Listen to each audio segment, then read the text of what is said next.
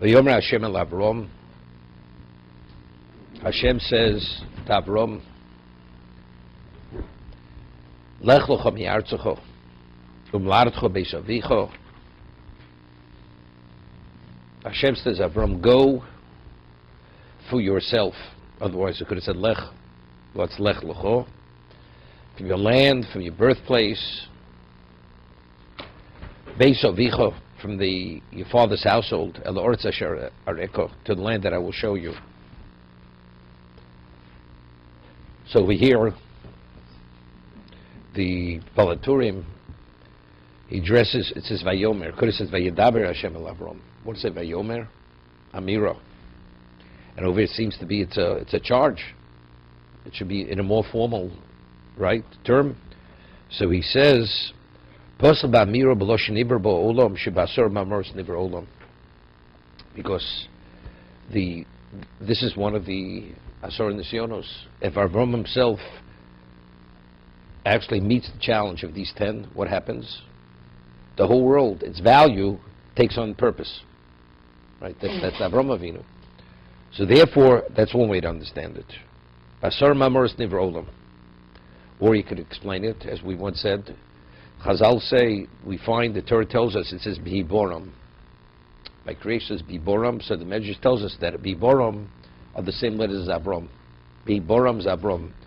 So the way the Maral explains it, that Avram himself was the beginning of a new creation. As Noach was the beginning of a new existence, Avram, when he came on the scene, he was the beginning of a new existence. Meaning what he was able to bring into being did not pre-exist himself. So it's very good. Vayomer, so this is the beginning. Vayomer Hashem, this is Asar Mamoros Niver Olam. Because this all contributed to the Hibarom of Avram Avinu.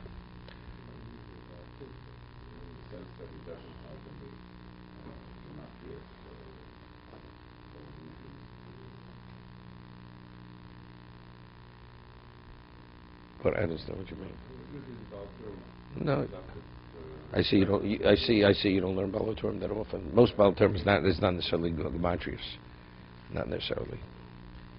Okay. V'kulo nivra elu b'schus Avram kachsiv olav maimer. Therefore, it says maimer rather than dibur.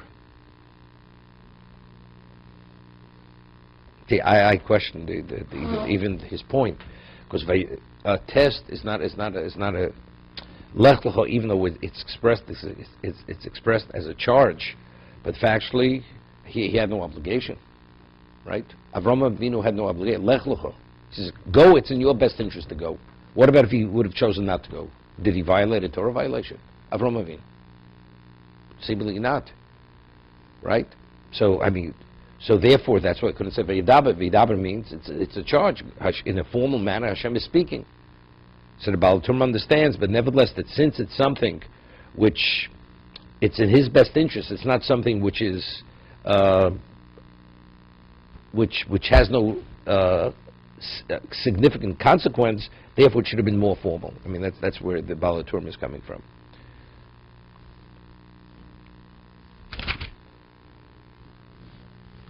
There's a question which the Orach Chaim HaKadosh asks.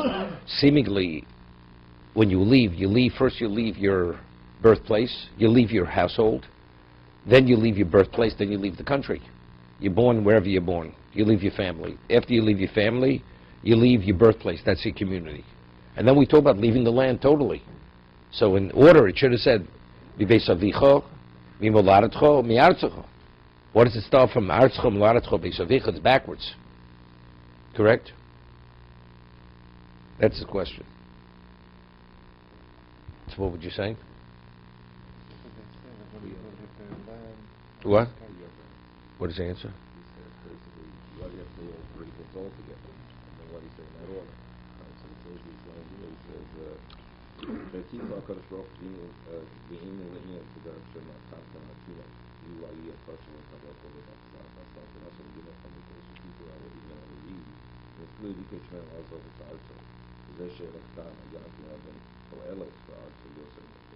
Yeah, but if you're leaving your land, you're leaving your family, aren't you?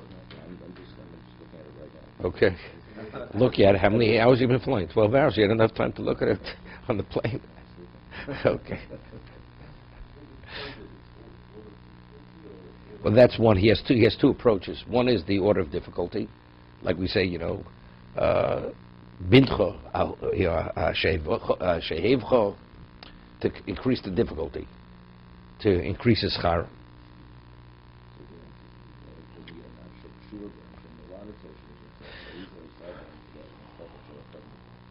I mean, in other words, it's not necessarily in the order that it is, but it's the order of what is more difficult. It's less difficult. That's the Rechaim HaKodesh. He says, there's a pain, separation. It's easy to separate from your land than when you mention from your birthplace. Prado is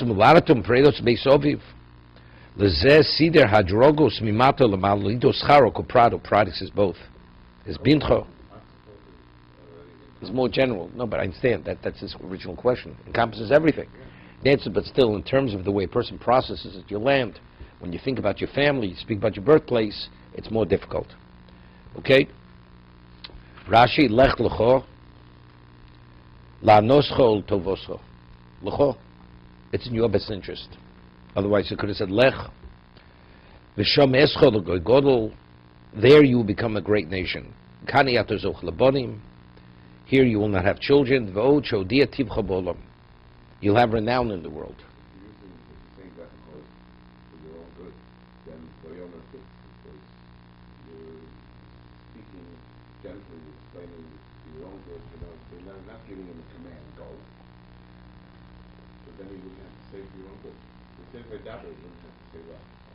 Not necessarily.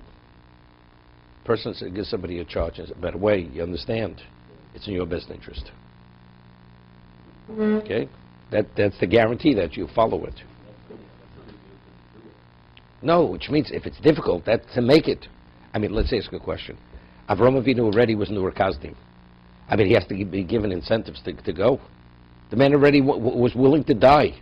Hashem has to say, Lech Lecha, he should Lech. Right? Why did you say Lech should have been enough? What do you have to add Lecha? The going. Go for yourself. It's in your best interest. So evidently it seems, according to simple understanding, that, as I always mention in Rameir Simcha, sometimes it's easier to die than to live your life committed to something. Why? Dying is once. You die, it's over. To live your life continuously, where it's a struggle, it's not so simple. So similar over here. Going to Gur Kasdim, either you live or die. You want to live as a pagan? I prefer to die. But to go and give up everything and be in a strange location where it's an unknown, maybe that's too much. Therefore, he had to be given the incentive. L'cho, eschol godol, you'll have renown, you'll have whatever you'll have. Therefore, he had to be given all these other incentives.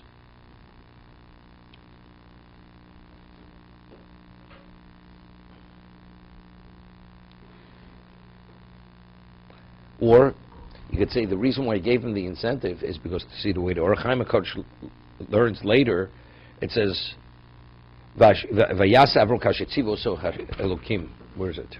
He gives him all these things. Then the Torah tells us, Vayelech Avram kashediber elov Hashem. Right? It starts with Amiro. He went kashediber elov Hashem. That was the test. Why are you going? I tell you have Olam Haba, you have good things, and this person says, I'm doing it because you commanded me. That was a test. How was he going to do it because of the incentives? So that's the reason why he offered the incentives. So by him going and doing it only for the sake, Hashediba Elav Hashem, that's why he presented, not that he could have done it without, but because again, Hashem wanted to give him the opportunity that he should maximize on following Hashem's order.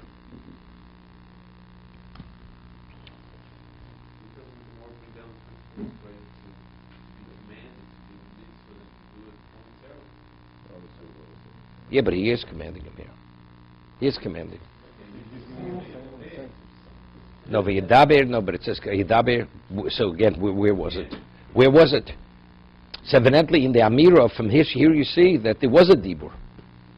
Otherwise, what is Mekashe Dibur of Hashem? Hashem never was Dibur. He was Omar.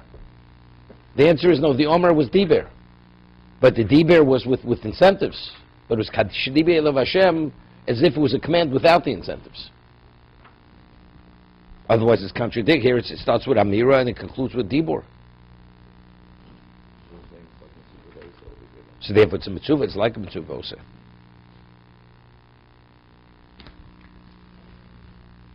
I always ask a question. I mean, Avram Avinu, he was one of the most humble people. I mean, did he need dia tivacha ba'olam? I'll give you renown in the world. What Avram's looking for renown. It's more than kiddush. It's more than kiddush for his effectiveness. Exactly. That's what he. I mean, what's the objective? The world is a pagan world. He has to change the world. If he's an unknown entity and he's not nobody's attracted to him, so what's his value? He's limited to himself. If you look in the Medrash, Avram Avinu did it because it says Hashem nefesh osab choron. So he did outreach, right? But the faction was very limited. Hashem says if you want to really be effective, Lech Lecha mi'aretzcha go el oretz asher areko. There you really be effective. And the Medrash tells us that what is it analogous to?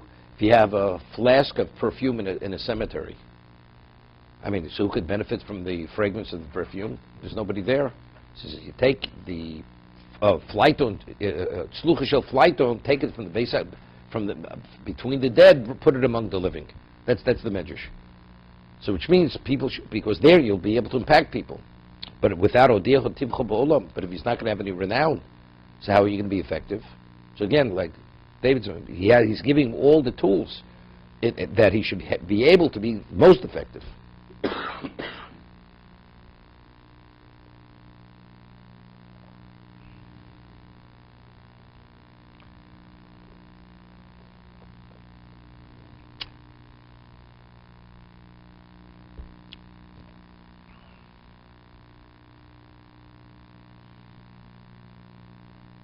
You know, there's an expression in the olden days, unless you buy a house that's 100 years old like Alan, you know, there you have a chimney, so you need a chimney sweeper, right? So they used to say, you know, people involved in kiruv, especially in the olden days, that although you do phenomenal things, but you know, but what did the chimney sweeper look like after you finished cleaning the chimney? He was coated with soot. So by exposing yourself to the world, maybe you're better off staying, you know, in a protected environment rather than exposing yourself to the world, right? You have to be worried. No, it's a legitimate argument. So it depends who the person is. Firstly, it depends who the person is. So, not everybody's cut out for it. Not everybody's cut out. People are, and they're totally compromised. So maybe, but Avram is being told up front that he's going to succeed. I'm giving you all the tools you need. Firstly, Avram lived in the pagan world. So the influence of Eretz Yisrael is no worse, Eretz Asher Areko is no worse than where he is. Whether it's Choron or it's in wherever he is. The whole world is the same world. But in addition, Hashem is telling him, you're going to have everything that's needed to succeed. That's what he's being told over here. Besides being a different person, he was different than Noach. Noach needed the Sad, as we had last week's Pasha. As a Lukim Salech Noach. Right? He needed that assistance. Avram didn't need. He was self-motivated. He affected people. People did not affect him. It was the other way. But I'm saying, but just to reinforce that, Hashem is giving him all the tools up in advance, telling him that whatever is needed to be successful and effective, you're going to be given that. That's what he's told. But how do you know what your tafkid is? Avram is being told what his tafkid is. Right. So yeah. Some people are in certain fields, especially when it comes to the spiritual, they don't belong there. There's certain educators, they don't belong in the educational field. There was a story where Rav Shach, Zeichet Tzarak Lebrocha, there was a Rebbe, he was totally ineffective. He was destroying students. But he was a man already in his 50s. A man in his 50s, if he's fired, sent let off, could he earn a living? I mean, where's he going to find a job? Right? He's not finding a job. So they went to Rav Shach, and they asked him the question. No, it's simple. Man has a family, supporting, put him out on the street without a livelihood. And Rav Shach was a very down-to-earth person. And the way he expressed himself, something was like astounding. And he spoke Yiddish, spoke Hebrew, spoke Yiddish. So he says, you know, if we let him go, Evan Nishoben came bread says, he's not going to have bread to eat. So he says, soll essen the Fleisch von der Kinder? So what, he should eat human flesh? He should eat the flesh of the kids? He should destroy children because he doesn't have bread to eat? How does that justify it? Send the man off. You understand? Certain people don't belong in certain fields. What qualifies you? Well, I think I'll be a good teacher. I'll be a principal of a school. Why? What do you think you'll be such a friend? Because I got myself a degree in whatever it is, PhD in education. Therefore what? But it's a disaster. Right? So then everybody's cut out because they think they're cut out, because they think that that's where they belong.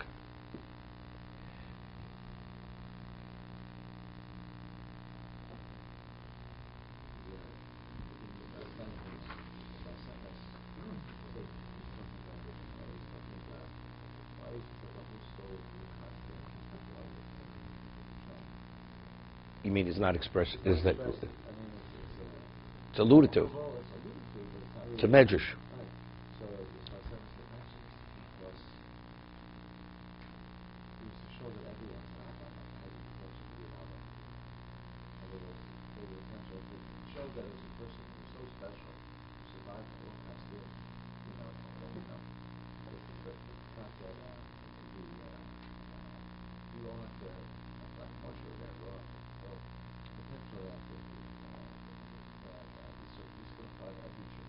So that is again, so the Kur Kasdim is only alluded to teach us what? I mean, I understand. Just tell me the message. I had a message. Every Jew should do whatever he could do, what he has to do. Because Abraham was so special, he survived the kill, and then all of a sudden, okay, so he's such a special person, that he's given all the children, he's already so special, he's one of a kind. Okay, he was one of a kind, but also... But factually, I mean, if that message is not taken right, everybody's challenge, well, what's one person's challenge is not somebody else's challenge. Either... No, but if it was meant, in other words, if it was meant, there's a message that it's not part of the Torah. It's not part of it. It's alluded to. It's such an amazing miracle. It's such an amazing story. Twice and it's said explicitly. It's repellent. Of course, it's not relevant. Maybe it's not because it's not relevant. It's not relevant. It's not, first, according to many of the Mefarshim, it's not even one of the tests. Or Kazdim is not even the test. So if it's so amazing, why wasn't it a test? Right, okay? Okay. So evidently we're not going according to that. Okay? So why isn't it mentioned? So again, I don't understand. So it's not mentioned to teach us that what? It's to downplay that everybody has relevance to that. Is that what it is? It's to downplay it. Maybe it's a message. But everyone has missions in life. Everyone has, it's so cruel, so it's like it's not. Yeah, but again, how does the word Kazdim not being explicit, how does that communicate that message? Abraham is special is unbelievable person. Who survives miraculous... Maybe I'd say for Avram, maybe for Avram, that was considered nothing compared to the other things he did. Therefore, the Torah downplays it. I mean, throughout history, Jews gave their lives, correct? But in other areas, they failed. So evidently, you see, giving your life is one thing. Other areas, living as a proper Jew is something else. There was a famous story during Tisha B'Av. They tell over Holocaust stories that there was a person, I once mentioned it, he was a mayor in a town in Poland, and he looked like a Pole, and he was like a rabid anti-Semite. He would come in on his white stallion. He had this mustache like a real, Stalin wasn't a Pole, but he was a Jew. Yeah, but he had that certain persona, and the Jews, they literally, they shook in their boots when he would come into town. When the Nazis came, they trusted nobody, and they would check in the person's background, into his pedigree. Is he Jewish? How is he a quarter Jew or half a Jew, whatever it was? And they called him and they said, "Are you a Jew?" So they asked, "How could he be a Jew? This man has been terrorizing Jews for years, and he beats them up and he has them tortured. How could he be a Jew? We won't bring him in. Are you a Jew?" No, wasn't enough. So could you prove you're a Jew? Not a Jew? He says no. So what they did was they took a Sefer Torah and they told him to trample on it. Couldn't trample on it. That he couldn't do. That he could mistreat Jews and terrorize Jews and whatever it is and live like a Pole, not a problem. But to be able to trample on the Torah, that he couldn't do. And they killed him on the spot. So you see, so I'm saying, to go into the kiln Not to be, become the pagan, to live, that I'm willing to die. But other things, that I could do. This I can't do. This person definitely done a Kiddush Hashem. Definitely done a Kiddush Hashem. There's a famous word from Chaim Volozhin. He writes in the Ruach Chaim, his commentary on Pirkei Avos, that the reason why every Jew has the ability to give his life and not to be the idolater is because of what Avram Avinu did. Because Avram gave his life, he inculcated in his neshama and every Jewish soul that will ever come to existence the ability to give your life, not to be an idolater. That's a famous word from Rav Chaim Volozhin. And he writes there that if a Jew has a yearning throughout the ages, especially in Europe, Jews always had a yearning to go to Eretz Yisrael. So the reason why Jews have that yearning is because Abraham, Hashem said, Lech Lecha, and he met the challenge. Therefore, every Jew has a yearning to Eretz Yisrael. If you remember, years ago, every Jewish home had something about Eretz Yisrael in the house in the 50s. Every Jewish home. And even in Europe, people had things, something about Yerushalayim, something about the Beis HaMikdash. Always there was an attachment. Jews always, they dreamed that if they could afford it, they would want to die in Israel. They'd want to die in Eretz Yisrael. Why was that the dream and the aspiration of every Jew? So Rav Chaim Volozhin says that comes from Avraham Avinu. That attachment to be continued. Today, everything's watered down. Today, everything's diluted. I don't know. There's so much distraction. Eretz Yisrael.